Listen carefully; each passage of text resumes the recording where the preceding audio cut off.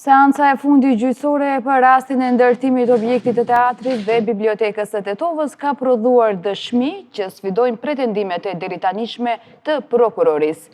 Përderisa procesi zhvillohet për një keqpërdorim të pretenduar prej rreth 13 milion eurosh, dëshmitarët dhe ekspertët e thirrur kanë mohuar ekzistencën e dëmit financiar dhe shkeljeve ligjore gjatë punimeve. Dëshmitari nga Ministria e Kulturës Vladimir Popovski ka deklaruar që në sallën e gjyqit se institucioni që ai përfaqëson nuk ka konstatuar humbje monetare nga realizimi i këtij projekti kapital. Në anën tjetër, 3 ekspertë të fushës së ekonomisë dhe inxhinierisë ndërtimore, Biljana Gigovska, Liliana Kovacevska dhe Anton Kajtazi, mbështetën rregullsinë e projektit.